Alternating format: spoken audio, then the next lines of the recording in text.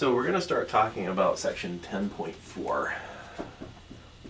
Section 10.4 deals with area and lengths in polar coordinates.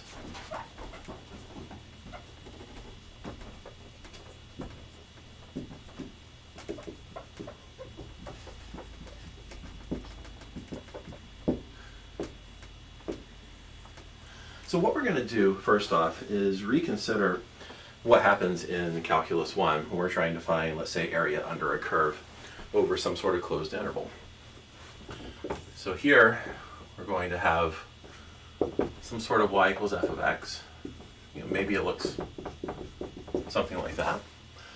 And we're looking at a closed interval from a to b. And what we want to do is consider the area under the curve, y equals f of x, over this closed interval from a to b. So top boundary, y equals f of x. Bottom boundary is the x-axis. X equals a is the left boundary. X equals b is the right boundary. And one of the things that I'm sure you remember from Calculus 1 is that one approach is to essentially approximate this region using rectangles. The way this works is we partition the interval from a to b into subintervals, preferably of equal width. And from each one of these subintervals, we're going to take a representative point.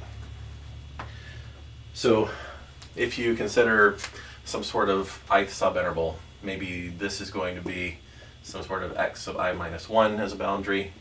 This is going to be some sort of x of I as a boundary. So what we're going to do is take a representative point, call it xi star.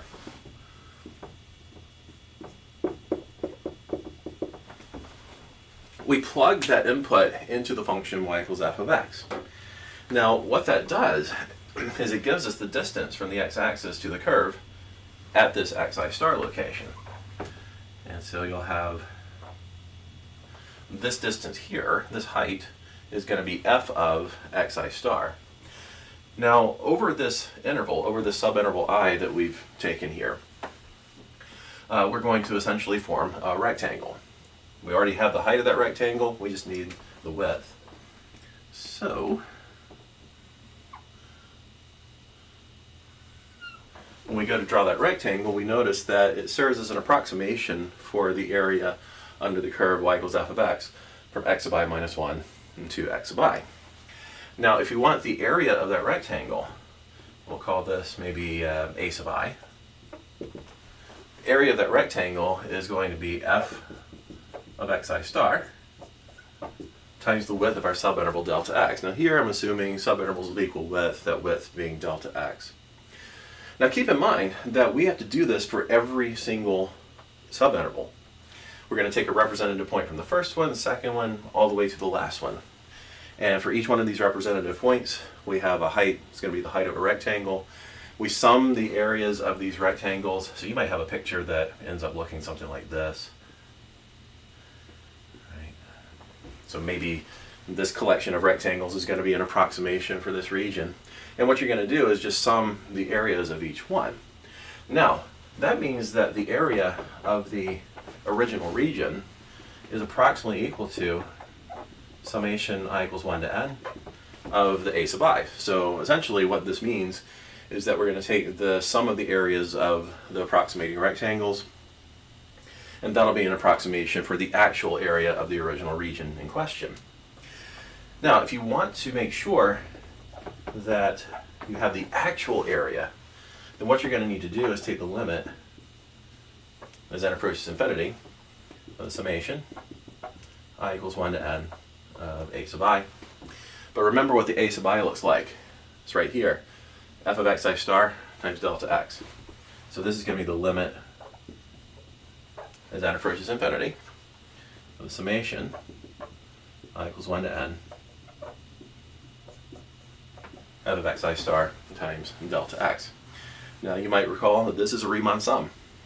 And what we learned back in Calculus 1 is that this is going to be the same thing as definite integral from a to b of f of x dx. Now, this is what we saw in Calculus 1, so this should be a bit familiar to you. But the question that we're going to be encountering here is, what happens if we have an area, but we're not describing it using rectangular coordinates?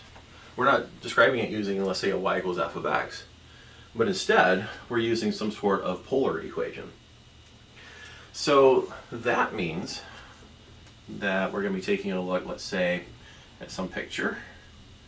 Maybe it looks like this. We'll have a radial line here that we're going to refer to as theta equals a. We'll have another radial line we'll have here, we'll call that theta equals b. And then there's going to be some sort of r equals f of theta, and maybe that r equals f of theta looks something like this. Now take a look at the region that's being described here. The region that's being described here is going to have a boundary along theta equals beta, another boundary along, or theta equals b, sorry, another boundary along theta equals a, and then this is going to be our other boundary, which is the r equals f of theta. Now keep in mind that the way that we go about trying to find this area is going to be a little bit different than the way we tried to go about finding this area. That is, the partition that we have is not going to be xy's. It's actually going to be theta y's. And so when we look at this theta partition, what we have to keep in mind is that the way that the partition is going to look is we're going to have a whole bunch of different radial lines. Instead of vertical line segments like this, we'll have radial lines that will serve as a partition of this theta interval from a to b. And so let's think about what that's going to look like. Well, you'll have maybe a radial line that looks like this, maybe another one that looks like this, and this, and this, and so forth. And so we have this partition, but these areas look perhaps a little goofy. But then again, one could argue that when we had this curve here, that the area over the first subinterval would have perhaps looked goofy as well. But think about what we did. For each one of these subintervals that we had, we took a representative point, a representative input here, x sub I star, and we plugged the x sub I star into our y equals f of x. Now that ended up giving us the height of the rectangle, delta x was the width, and the height times the width, yeah, that's going to give us the area of the rectangle. We're going to do something similar with this particular situation. So let's suppose that you have some sort of ith subinterval. Maybe it's right here. Maybe that's what we're going to refer to as our subinterval I. And so what we're going to do is we're going to take a representative point. Maybe this is theta equals theta I minus 1. Maybe this is theta equals theta I. We take some sort of representative input between theta sub I minus 1 and theta sub I. Let's call it theta sub I star. Now, theta equals theta sub I star is going to be some radial line that's going to be from here to here. And so let's suppose that maybe that radial line looks something like this. So maybe this is our theta equals theta I star. Now, what we're going to do is the same kind of thing that we did right here. We look at the distance from, in this case, the pole to the curve, r equals f of theta. Because when we plug in theta I star into this function, that's going to give us an r value, and it's going to be precisely the distance from the pole to the curve here. So, we'll take a look at that distance from the pole to the curve. And what we're going to do is we're going to keep that radius consistent along this entire theta subinterval. And so we end up approximating this little region here by looking at a sector of a circle whose central angle is essentially going to be delta theta. So once again, we have this radius here, which is the distance from the pole to the curve when theta is equal to theta I star. And we have this area of a sector of a circle, this angle between the two radial lines, once again, is going to be our delta theta. So what we have to do is figure out, okay, well, what does the area of a sector like this actually look like? What is the formula that we're going to have? So that's going to be our next order of business. If you take a look at the area of a sector of a circle, then what you notice In fact, I'll go ahead and just write it this way. So A sub sector. What you're going to notice is that the area of the sector of the circle is going to be half the delta theta, in this case, half the central angle, times the square of the radius. So once again, the central angle here for the sector, delta theta, that gets divided by 2. And then we multiply by the square of the radius. Well, let's think about what the radius is. Remember, this distance from the pole to the curve is given to us by plugging theta I star into this function r equals f of theta. So it turns out that this radius that we're talking about is simply going to be f of theta I star. Now, remember, the formula for the area, the sector of a circle, is you take half the central angle here, and then you multiply by the square of the radius. So the area of our sector is going to be delta theta over 2 times the square of f of theta I star. Now, once again, this would be, I guess you might say this is the area of sector I, but you have, let's say, n different sectors here. We're going to assume delta theta is going to be the same for each one of these central angles. But if you want to get an approximation for the area of this original region that I shaded in blue, then that area is going to be approximately equal to, well, I guess we're going to have summation I equals 1 to n. And I'm going to rearrange the ordering just a little bit here. So we'll have a half, and then the square of f of theta I star times delta theta. What this does is it says, okay, we've got sectors, and maybe when we take a look at all these different sectors, we'll have a picture that looks something like this, and we're just trying to get some sort of idea of what the area of that original region is. So we take all these different areas of sectors, add them together, and that's what this represents. But if you want better and better estimates, then what you're going to need to do is increase the number of subintervals. That is, in this case, we're going to let n approach infinity. Now when we do that, we'll get the actual area of the original region. So the area is going to be the limit as n approaches infinity, summation I equals 1 to n, of 1/2 the square of f of theta I star times delta theta. But once again, we're looking at a Riemann sum. So this area is actually going to be represented using a definite integral. Keep in mind, our bounds on theta are a and b. Those will be our limits of integration. So we'll have the integral from a to b of 1/2 the square of f of theta d theta. So notice how this expression corresponds to the kind of form that you have here in the summation. So that's going to be the area of this region here. Nice little formula here. Sometimes you see it with the 1/2 thrown out to the left of the integral sign. Instead of f of theta star, instead of f of theta squared, you might look at it as r squared. But that's all right. It's just different forms for the same thing. So what we're going to do is figure out how exactly is it that we're going to use in this formula. And so, as usual, how to figure out how to use the formula, let's take a look at some examples. All right. So the first example is going to be one in which we find the area of a certain enclosed region. So we'll find the area enclosed by one loop of what's called a rose curve.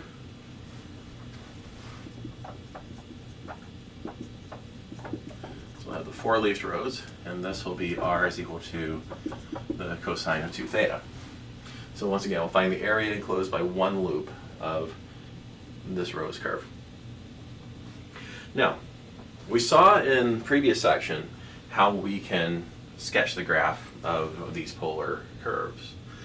And one thing that you might remember is that with the r equals cosine 2 theta, I think we saw that example a bit earlier. I think that what you're going to find is that this is a pretty nice graph, especially if we're just limiting ourselves to one loop of it. So what's going to happen is, you notice the cosine of 2 theta is going to be bounded above by 1 and bounded below by -1. So the r is never going to, or the length of the pedal is going to be 1. So I'll go ahead and mark 1 out here. Also, if we're talking about different loops of the Rose curve, then we're going to be taking a look at tracing out one loop, starting at r equals 0, moving to 1, and then moving back to r equals 0. So we start thinking about consecutive angles where r is going to be equal to 0.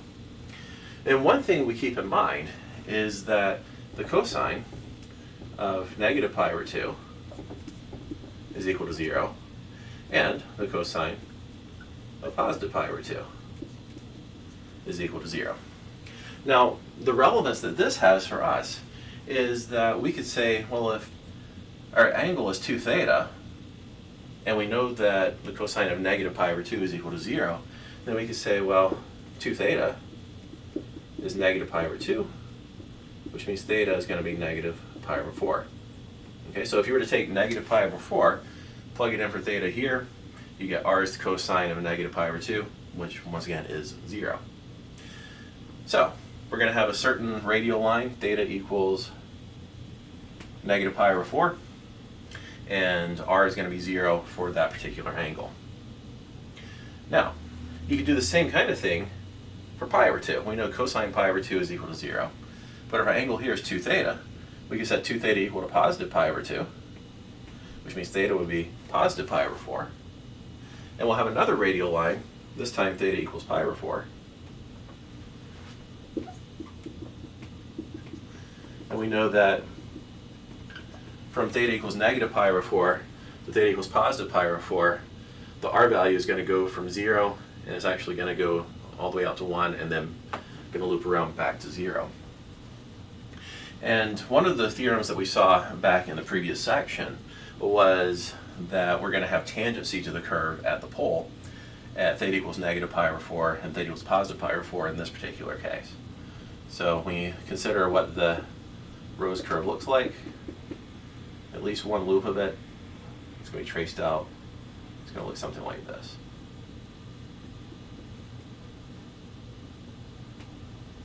All right. So we need to figure out what is the area of this loop. You could perhaps use symmetry to your advantage. This loop is symmetric with respect to this polar axis. So we could figure out, well, what's the area of the top half of this particular leaf, and then double it. It's one good way to do it. Don't have to do it that way, but it works. It works pretty well. What we're going to be focusing on, however, is this area formula. So once again, the area is the integral from a to b of a half f of theta, or r, squared and d theta. So we'll go ahead and set that up. Set that formula up. The a and the b will be -pi/4 and +pi/4 respectively.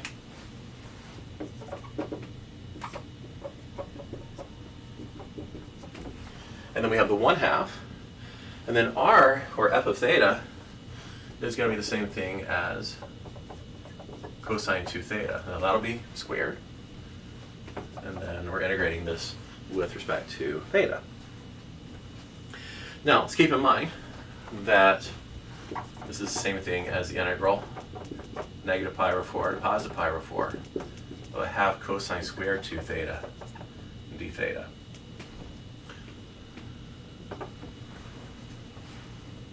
It's not exactly the form that we really want, but there is a nice little identity that we can use to help us out here. So keep in mind that if we have the cosine squared of x, it's the same thing as 1 plus cosine 2x divided by 2.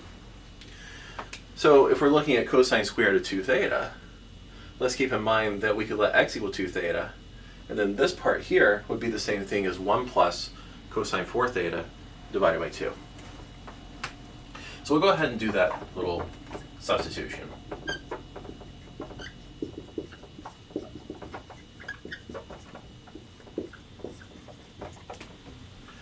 So we're integrating 1/2 times 1 plus cosine 4 theta divided by 2 with respect to theta, as theta ranges from negative pi over 4 to positive pi over 4. Now, the 1/2 that you see here and the 2 that you see in the denominator can get put together. So we'll have the 1/2, and then you've got the denominator 2 here that you can multiply by the 2 there, and that'll give us a fraction of 1/4. I'm going to go ahead and take that out to the left.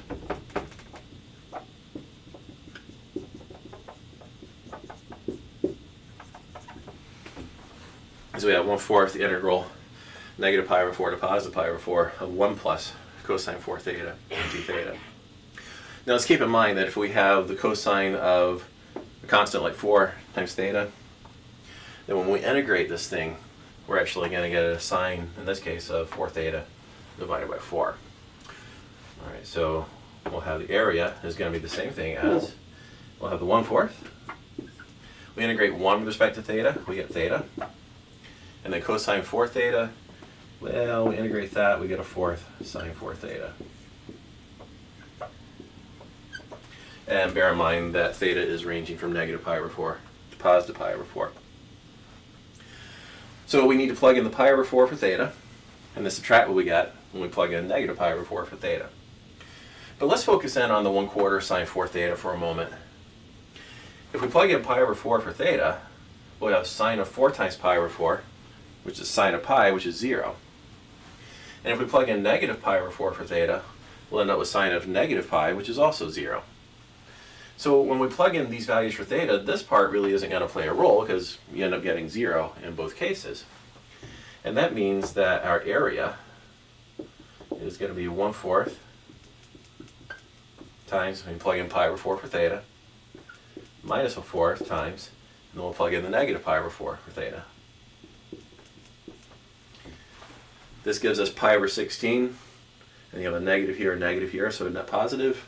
So pi over 16 plus pi over 16 gives us 2 pi over 16, or pi over 8. All right, so the area of one loop of this curve is pi over 8 square units. Okay, so continuing on, we'll take a look at yet another example.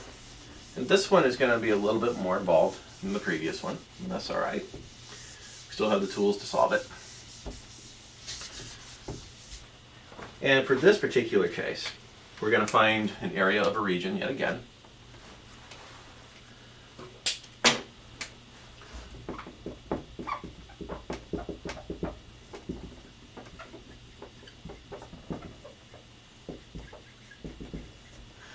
But this region is going to be a little bit different. This region is going to lie inside a circle. This circle is going to have an equation r equals 3 sine theta. And we also are going to want this region to lie outside the cardioid.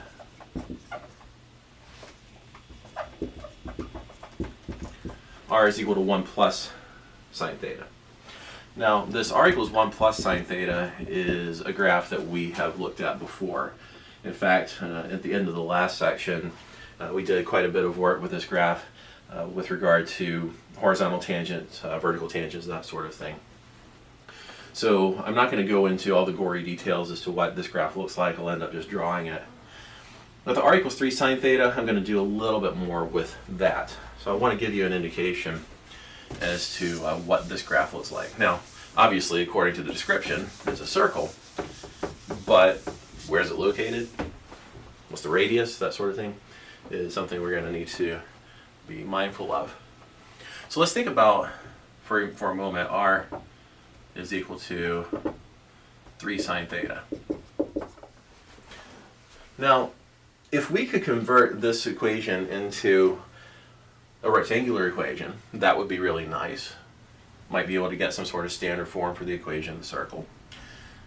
But what I notice is that if I multiply both sides of this equation by r, We'll have r squared on the left.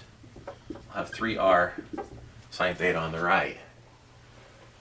Conversion equations tell us that r squared is the same thing as x squared plus y squared. They also tell us that r sine theta is the same thing as y. And so what we get is x squared plus y squared on the left, 3y on the right. Well, if you were to take the 3y over to the other side of the equation, you would have x squared plus y squared minus 3y is equal to 0. But when I take a look at this, I'm thinking, let's complete the square. And remember, the way we're going to complete the square is we notice the coefficient of y squared is 1. It's exactly the kind of thing we're wanting. We take a look at the coefficient of y. You take half of that coefficient, which is negative 3/2. You square it, you get 9 over 4. And that's what you're going to add as a constant here. But if I add 9/4 to the left side, I've got to do the same thing to the right side of the equation. The beauty of this is that these three terms form a perfect square trinomial.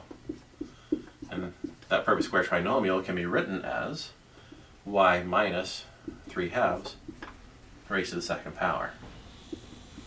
So now we have that standard form equation for our circle. What this tells us is that the center is located at 0, 3/2. And we also know that the radius is 3/2. Now that means that we're going to have a circle of radius 3/2 whose center is going to be 1.5 units above the pole. So let's go ahead and start thinking about what our collection of graphs will look like here. We have this r equals 3 sine theta, which I've already just described as a circle of radius 3/2 centered at this location. So when we go to draw our axes, let's go ahead and see what happens. So I'll go ahead and mark off some stuff here. We'll go 3 units that way. We'll have 3 units that way.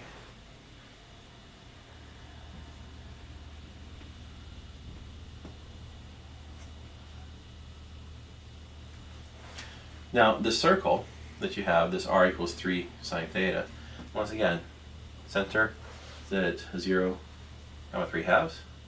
The radius is 3/2, so what I'm going to do is from the center, I'm going to move up 3/2, down 3/2, right 3/2, and left 3/2. And I'll try to draw a decent circle.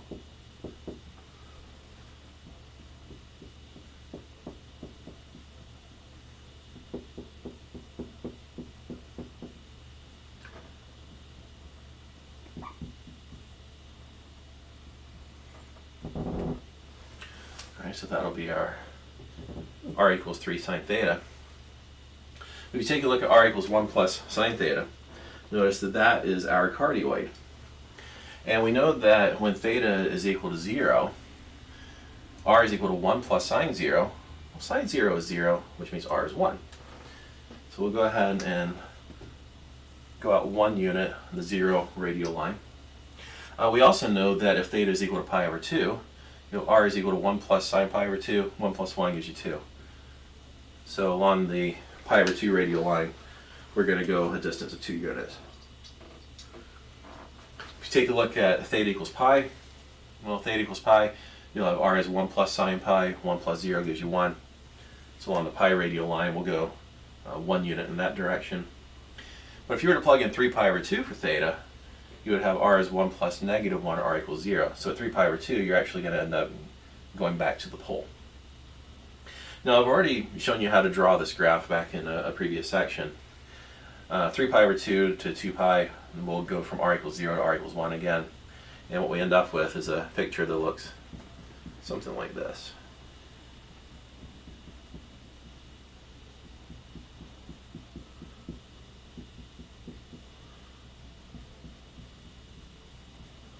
So we have our cardioid in the blue, we have our circle in black. And once again, what we're trying to do is find the area of the region that lies inside the circle, but outside the cardioid. Now that's going to be precisely this region that we see right here. This region is symmetric with respect to the theta equals pi over 2 radial line. But what we're going to need to do is figure out theta values between which this region lies. So if we were to take a look at this region here, if we go with theta equals 0 radial line, that's not going to intersect the region at all. And in fact, as theta increases from 0, we'll notice that we're not actually starting to intersect the region until we get to this point of intersection between the two graphs. And then as we progress through the different angles, notice we are covering the region until we get to this point of intersection between the two graphs. So we need to be focusing on what angle is going to correspond to these 2 points of intersection. Well, one way to figure this out is to set the 3 sine theta and the 1 plus sine theta equal to each other and see what we get. Well, if you take a look at the 3 sine theta, set it equal to 1 plus sine theta, then go ahead and subtract sine theta from both sides of the equation. You get 2 sine theta is equal to 1, which means sine of theta is equal to 1/2. Now, as expected, the points that you have here, first and second quadrant, so the theta that we're going to get will be representing first and second quadrant angles. Now remember that your sine function, you're looking at the length of the opposite leg or length of hypotenuse. So 1/2, that's going to give rise to a 30-60 right triangle. So if you have your theta here, opposite leg 1, hypotenuse 2, you're going to have square root of 3 as the length of the adjacent leg. Well, this indicates a 30-degree angle for your theta here.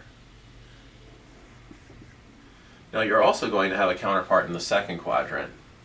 And so the 2 angles that we're going to get for theta, in terms of radians, you're going to have 30 degrees, same thing as pi over 6 radians. And then over in the second quadrant, you'll have a 30-degree reference angle, which corresponds to 150 degrees, or 5 pi over 6 radians. So those are the 2 theta values that are going to essentially form the theta balance on where this region lies.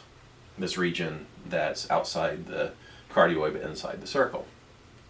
And in fact, if we really wanted to, and I think I do, we could go ahead and draw these different radial lines. And notice this certainly looks like theta equals 5 or 6. This certainly looks like theta equals 5 pi over 6. And this region that we have here is going to lie between those 2 radial lines. So, how exactly is it that we go about figuring out the area of that region that's been described here? Well, turns out that we could simply take a look at the area of the region from theta equals pi over 6 to theta equals 5 pi over 6 that's bounded by the circle. Now, if we just ignore the cardioid for the moment and look at the area of the region bounded by the circle and these 2 radial lines, then what we're actually going to get is a region that's going to move along this radial line for a moment until we get to this point of intersection. It's going to be bounded by the circle on the outside, and then it'll be bounded again by this part of the radial line. So notice that actually contains way too much area. Not only does it contain the area here, but it also contains area here that's also inside the cardioid. So if we take the area of that region and then subtract out the area that's from theta equals pi over 6 to theta equals 5 pi over 6, but bounded by the cardioid, then that'll leave us with the area of the desired region. And so that's a pretty good thing. That's a pretty good idea. How do we get the area? Well, if we take the area that's bounded by the circle, that area is going to be 1/2 the integral from pi over 6 to 5 pi over 6 of r squared d theta, with r being 3 sine theta in this case.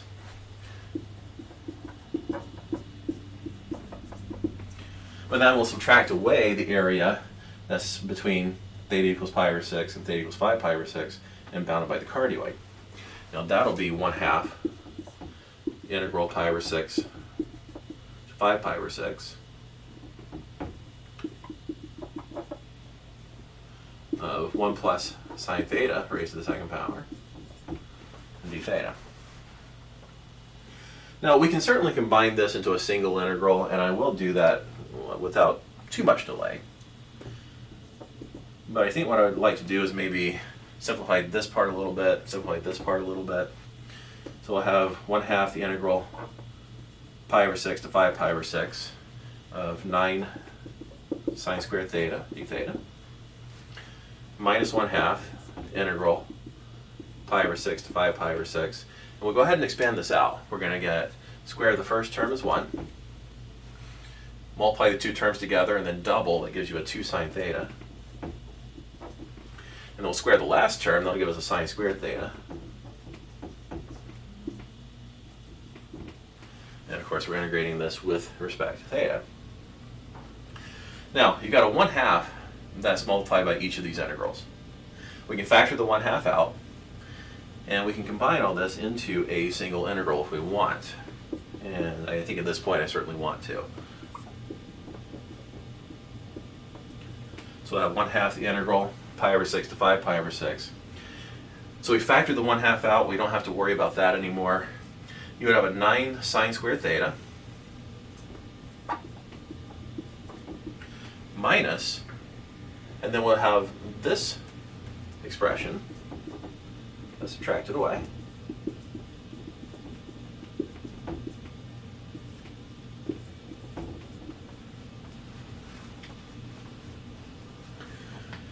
Now let's keep in mind that if we distribute the negative sign, we are going to have some like terms here, aren't we? We have a 9 sine squared theta and then a minus sine squared theta. That'll give us an 8 sine squared theta.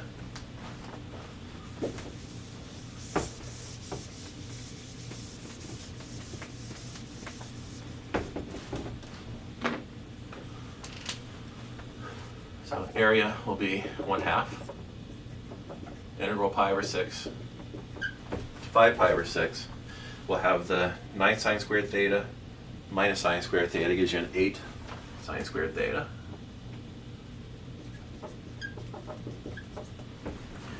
You'd also have a -1 and a -2 sine theta, but I'm going to rearrange those terms just a little bit.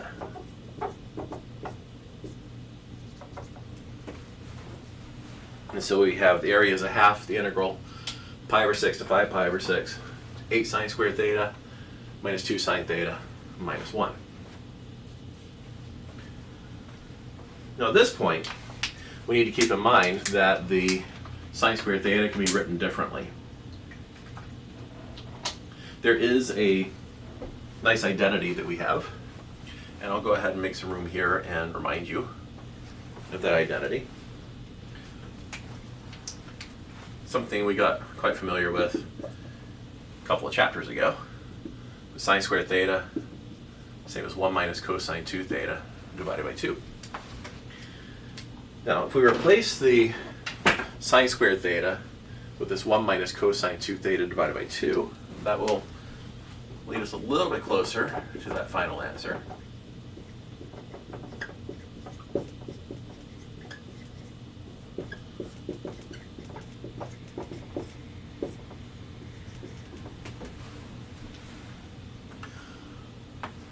But this 8 and this 2 will reduce out to give us 4.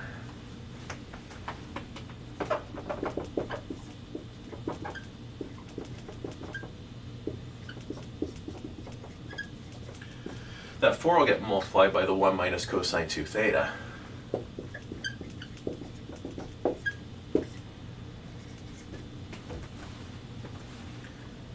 We still have the other terms, the -2 sine theta and the -1. But we're making a little bit of progress at each step, and that's a good thing.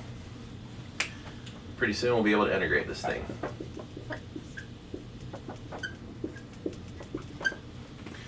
Let's go ahead and distribute. 4 times 1 is going to give you 4.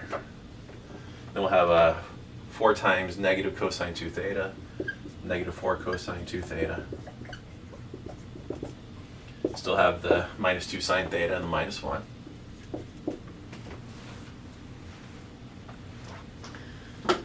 But fortunately, got a couple of constants here. You got a 4, got a -1. Put it together, that gives you 3. So area is 1/2 the integral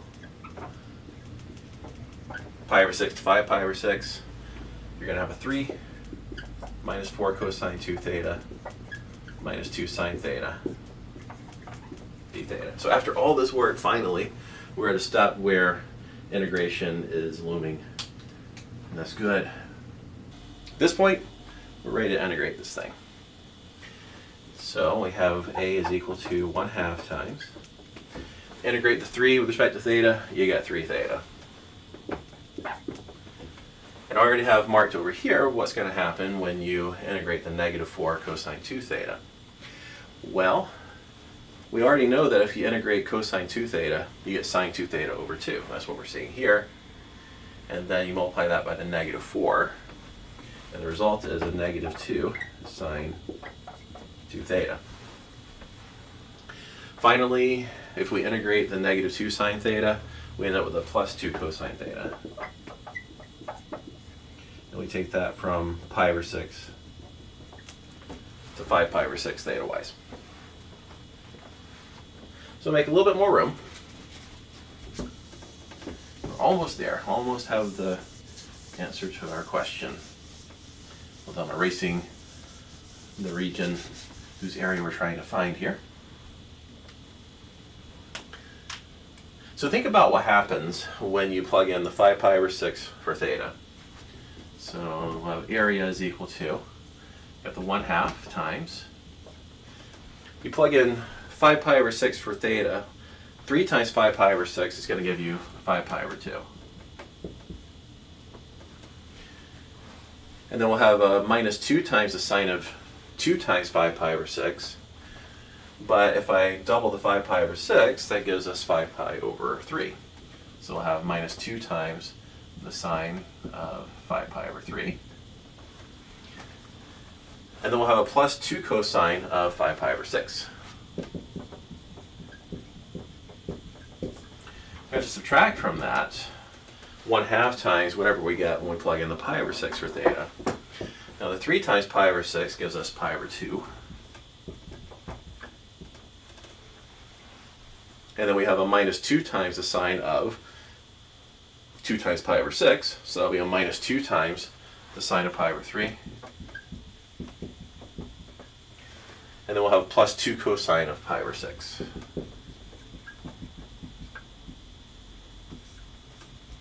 All right. So we got a bunch of different sine and cosines we have to figure out. Altogether, not too bad though.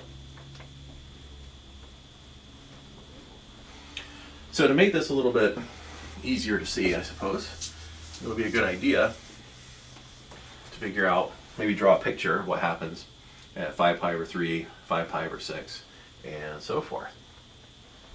Now if you take a look at 5 pi over 3, what you're looking at is actually, in terms of degrees, 300-degree angle. Now 300-degree angle, you're going to be looking at a 60-degree reference angle here, and 30-degree angle here.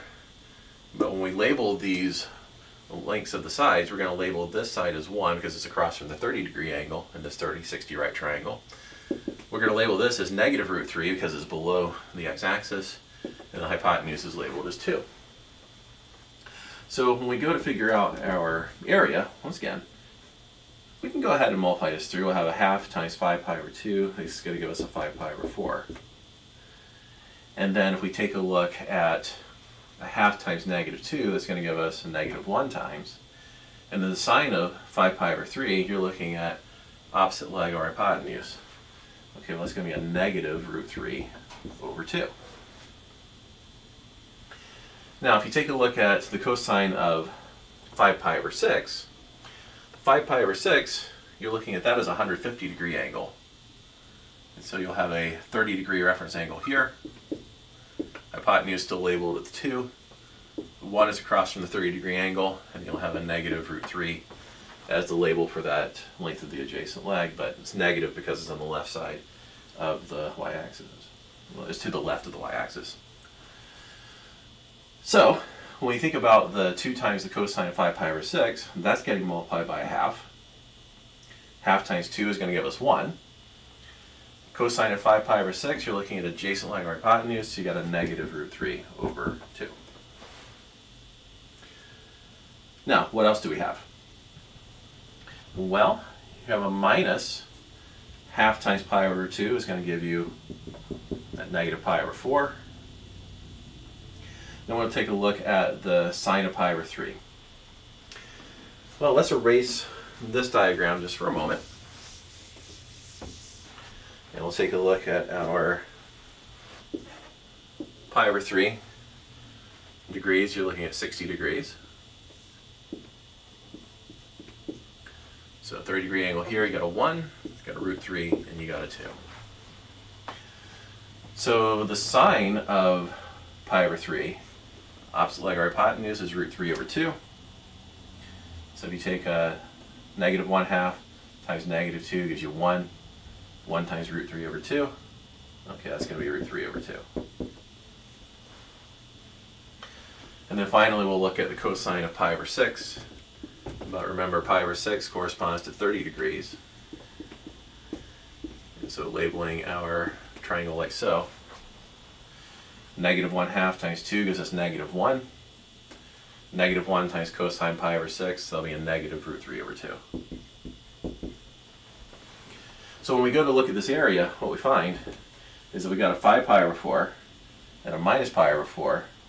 That's 4 pi over 4, or pi. But then you're going to have a positive root 3 over 2 and a negative root 3 over 2, which you're going to cancel. And the same story here. So these two are going to cancel, and it leaves you with the area as being pi square units. So we're still able to even figure out area between these two polar curves. In that example, however, it was important for us to be able to figure out points of intersection between two different polar curves. Sometimes this can be a little trickier than we might like for it to be. So what we're going to do in this particular example is we're going to find all points of intersection.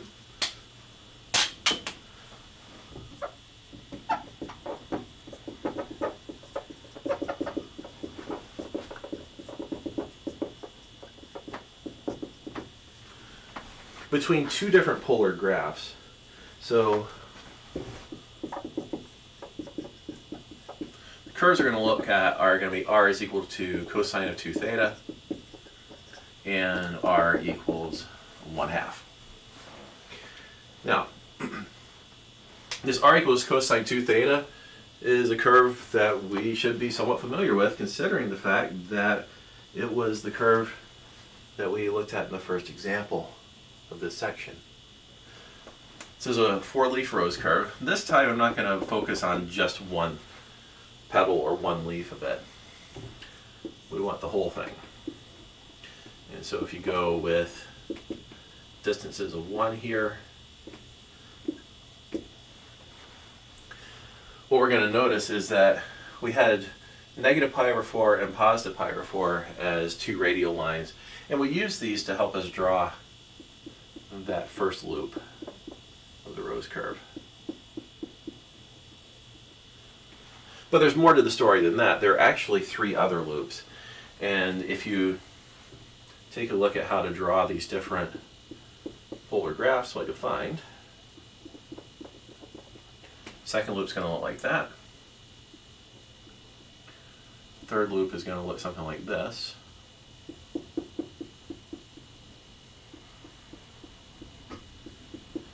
And our fourth loop will look something like this. So a nice little graph. And it's going to get intersected by r equals 1/2. Now, if you take a look at r equals 1/2, that is a circle of radius 1/2 centered at the pole. So if we go out half unit from the pole in these different 4 directions, we're going to draw a circle, radius 1/2.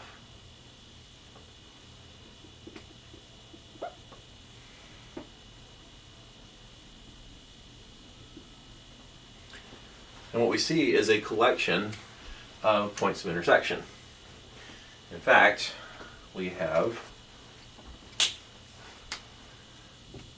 1, 2, 3, 4, 5, 6, 7, 8 different points of intersection. And right now we could get our best guesses as to what these theta values are that correspond to these points of intersection. But one consideration is to think about the fact that we could set the cosine 2 theta equal to 1/2. And so let's think about what happens if we do just that. We'll have cosine of 2 theta, we'll set it equal to 1/2. Now what I'd like to do is observe the different angles theta that we're going to get from this. And we're going to want theta to be ranging from 0 to 2 pi so that we can pick up all the different theta values in a full revolution here. So let's consider what happens when the cosine is equal to 1/2. That would mean you've got adjacent leg over hypotenuse with lengths of 1/2. All right, so adjacent leg, length 1, hypotenuse, length 2. Now let's see where that would happen.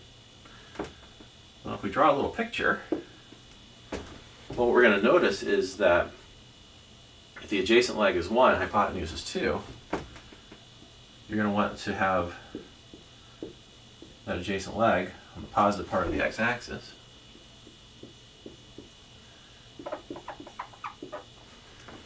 So you'd have your right triangles here.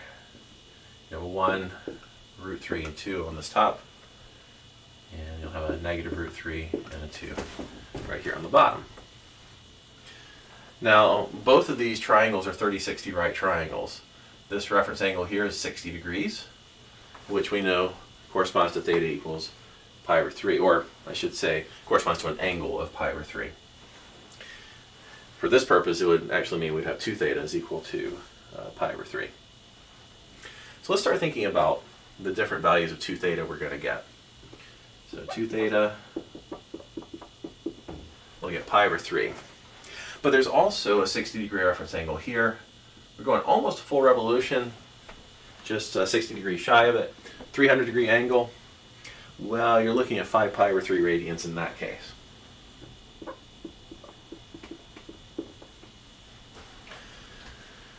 So if our angle is pi over 3 or our angle is 5 pi over 3, then the cosine of that angle is equal to 1/2. However, our angle is 2 theta. Now, if you figure out what theta is, what you're going to get is theta is equal to pi over 6, because we got to divide by 2. And we're also going to get theta is equal to 5 pi over 6.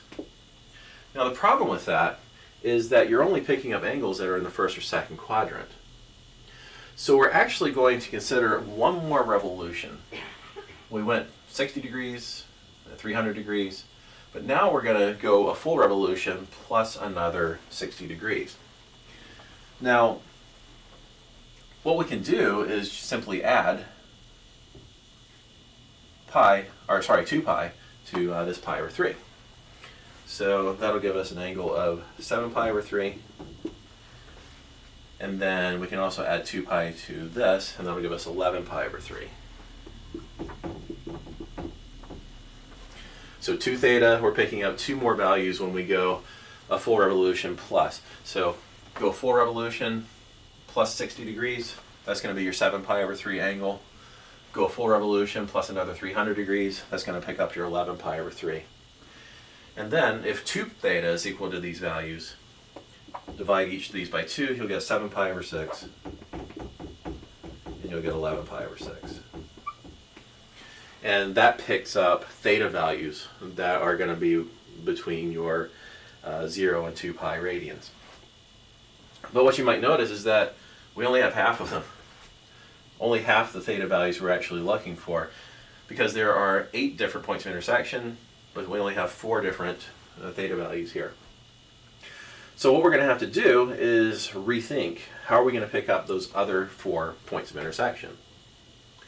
And one way to accomplish this is to realize that not only can this circle be represented by r equals 1/2, it can also be represented by r equals negative 1/2. So what we're going to do is set the cosine of 2 theta equal to negative 1/2 and then see what happens. Well, if you draw it out in terms of a picture like this, what you're going to find is that we really are looking at a mirror image about this vertical axis. Because we want the adjacent leg to be labeled with -1, we're going to need to put the adjacent leg on the negative part of the x-axis. So we'll have a picture that looks something like the following. We'll have our two right triangles there. We'll label this side with -1, √3 here, -√3 here, and 2 along the hypotenuse. Reference angle is across from the √3 or the -√3. Either way, you're looking at a 60-degree reference angle. 60-degree reference angle in the second quadrant, you're looking at a 120-degree angle. So our 2 theta, 120 degrees, you're looking at 2 pi over 3 radians.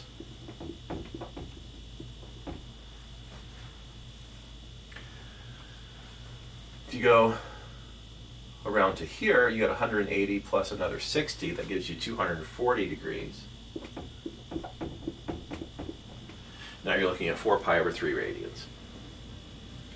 Now we're going to have to go another revolution in order to pick up all the different 2 thetas that are necessary to have theta ranging from 0 to 2 pi. Because as it stands right now, theta would end up being pi over 3 or 2 pi over 3. So what are these other theta values going to be? Well, you can go a full revolution plus another 120 degrees. Now that would be equivalent to adding 2 pi to this 2 pi over 3. And that'll give us 8 pi over 3. But we could go another full revolution plus 240 degrees. And that would mean adding 2 pi to the 4 pi over 3, and that'll give us 10 pi over 3. If 2 theta is equal to these 2 values, then theta is going to be half of those. So 4 pi over 3 and 5 pi over 3. Now we have the 8 different theta values that correspond to these 8 different intersection points. Now, if theta is equal to pi over 6, that's going to correspond to this intersection point right here. In fact, we could draw the radial line out like so. Theta equals pi over 6 goes through that intersection point. Theta equals 5 pi over 6 goes through this intersection point. Theta equals 7 pi over 6 through this one. And theta equals 11 pi over 6 through this one. So by setting the cosine of 2 theta equal to 1/2, what happens is we're picking up these 2 intersection points on this loop and these 2 intersection points on this loop. Keep in mind that when we're drawing this loop, r is non-negative. And when we're drawing this loop, it turns out that r is non-negative as well. The theta equals pi over 3 is a radial line that passes through this point of intersection.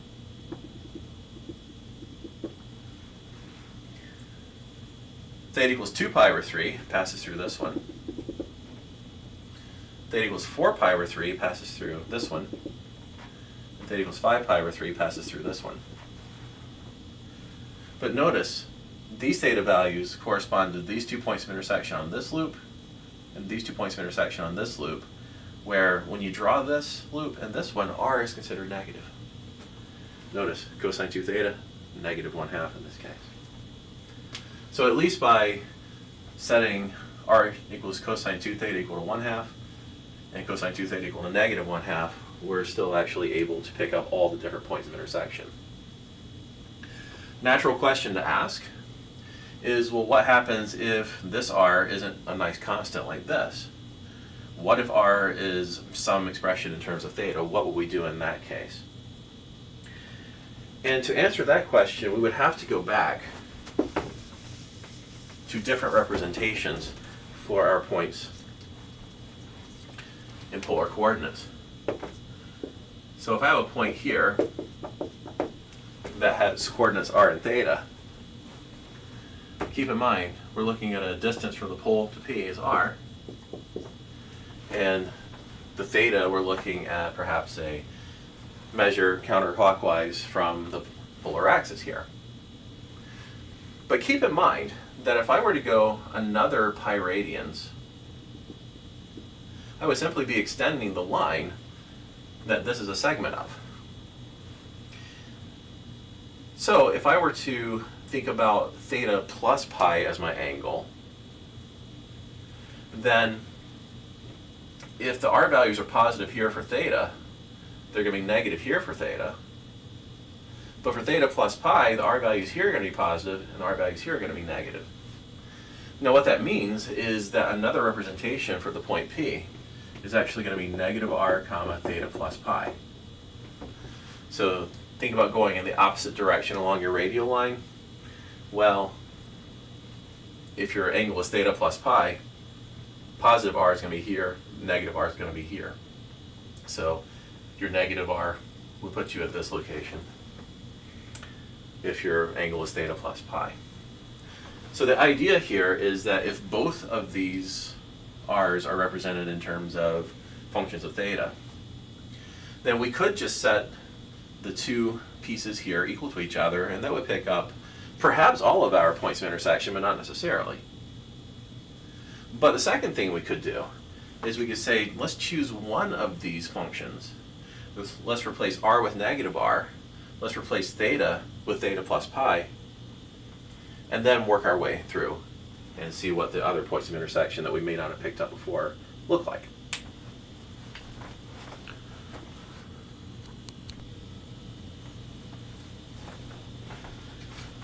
All right, so the last part of this section deals with arc length.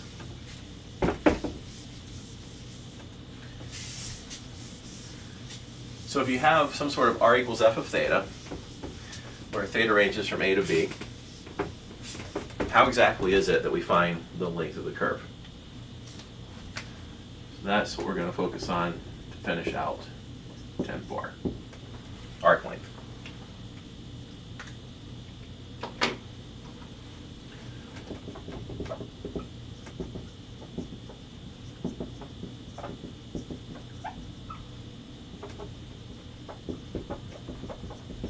So to find the length of a polar curve, r equals f of theta, where theta ranges from a to b, we're going to regard theta as a parameter.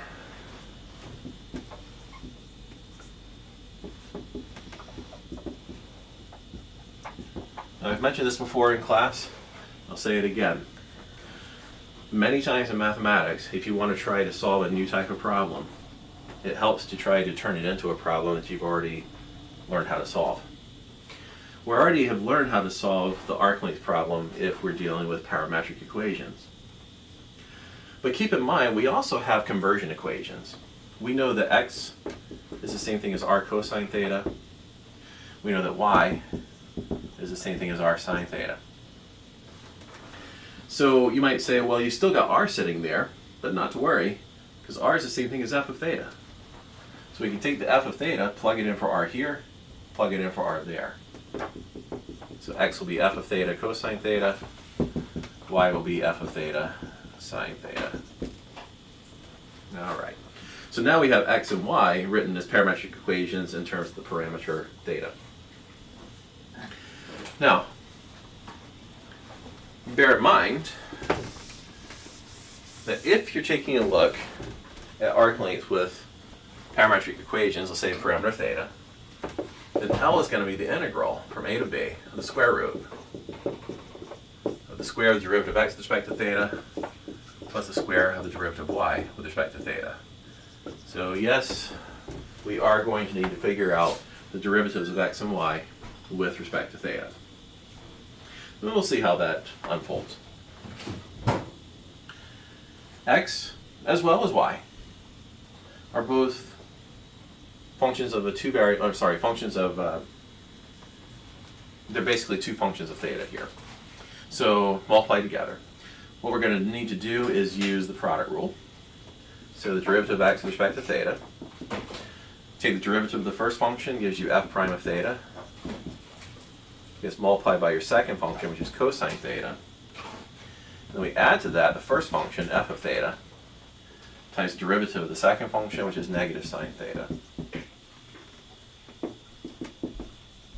If we clean this up a little bit, that's going to be f of theta, or f prime theta times cosine theta, minus f of theta sine theta. All right, so that's going to be our representation for the derivative of x with respect to theta. We're going to need to do the same thing with y, however, recognizing that y is a product of two functions of theta. So product rule is in order.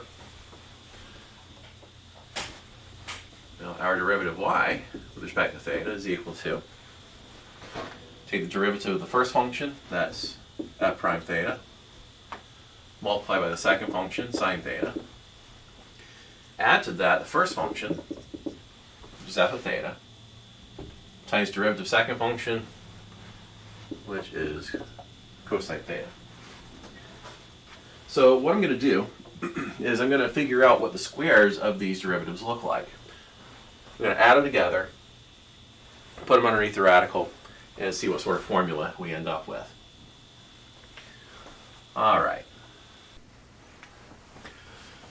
so let's take a look at what the square of the derivative of x with respect to theta would be.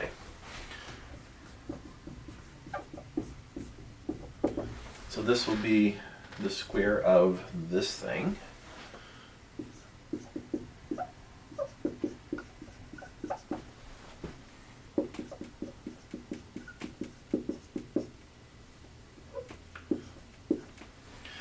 And we can use the same tricks as before, or same techniques as before, to figure out what this is going to look like expanded out. So we'll square the first part here. We'll have f of theta raised to the second power times cosine squared theta.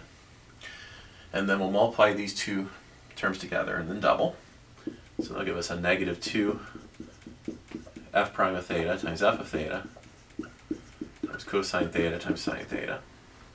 And then we'll square the last part, square this thing, and that'll give us an f of theta squared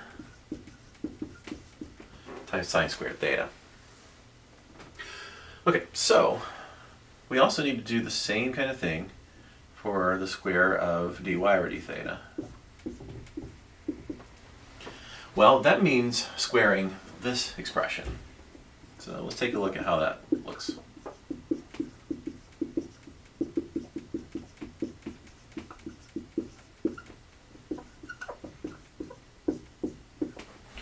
Once again, we use the same technique. We'll square this first part. And that'll give us f prime of theta raised to the second power times the sine squared theta. We'll then multiply these two pieces together and then double. And that'll give us a plus 2 f prime of theta, f of theta, sine theta, cosine theta. And then we'll square the last part, and that'll give us f of theta squared times cosine squared theta. All right. So now we know what the square of derivative of x with respect to theta looks like. We also know what the square of derivative of y with respect to theta looks like. But now we have to add these together. What that means is taking this plus this, which may seem like a royal pain. However, it's actually going to work out really well for us. So let's see what the sum looks like. Now, instead of writing out this plus this, what I'm actually going to do is try to simplify things a bit. And the first thing I'm going to notice is that if we take a look at the negative 2 times f prime times f times cosine theta times sine theta, it's exactly the same as this term, just with a different sign. So when we take a look at this together with that, they cancel out. We get 0. So now let's think about what do we get if we take this plus that. Well, we would have f prime of theta squared times cosine squared theta plus f prime of theta squared times sine squared theta. But if we take a look at this term and this term, we'll notice something similar is happening. So we'll have plus f of theta squared times sine squared theta plus f of theta squared times cosine squared theta. What's really working out well for us now is that if we take a look at this part, you've got a common square of f prime of theta. And when you factor that out, you get a cosine squared theta plus sine squared theta.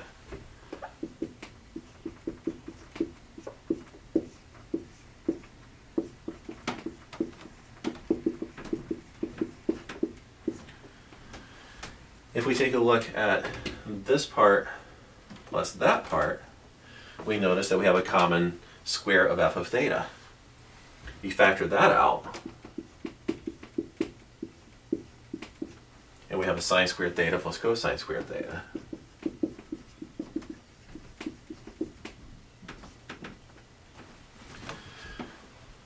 Cosine squared theta plus sine squared theta showing up here and here, both of which are equal to 1. So we get a square of f prime of theta from this part and a square of f of theta from this part. And if we rearrange the parts a little bit, then we'll have the square of f of theta plus the square of f prime of theta. So that is the sum of the squares of the derivatives of x and y with respect to theta. And that's precisely what would go underneath the radical here. So our arc length formula would actually be the integral from a to b of the square root of f of theta squared plus f prime of theta squared d theta. So good, we have an arc length formula and it works out really well for us. I want to show you one last example from 10.4. And with this one, we're going to set up, but we're not going to evaluate.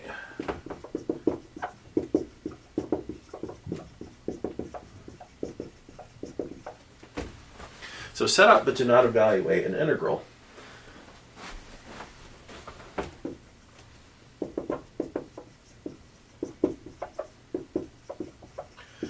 Representing the length of the cardioid.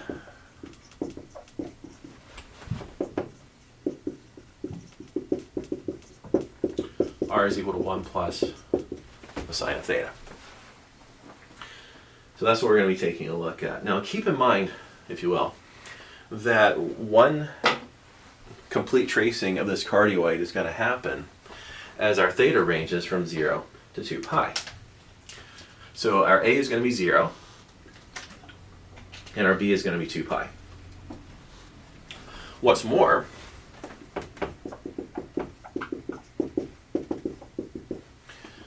R is the same thing as f of theta. So if f of theta is equal to 1 plus sine theta, f prime of theta is the same thing as cosine of theta. So when we take a look at the arc length formula, we'll be plugging in 1 plus sine theta here, and we'll be plugging in cosine theta here. We'll finish this out. All we have to do is set up the integral, don't have to evaluate it. Might simplify it a little bit after I set out the basics. But we're going to have L is the same thing as the integral from 0 to 2 pi. Square root of f of theta squared. Alright, so 1 plus sine theta squared. Plus the square of f prime of theta, that's plus cosine squared theta. Or we can write it right now as cosine theta raised to the second power.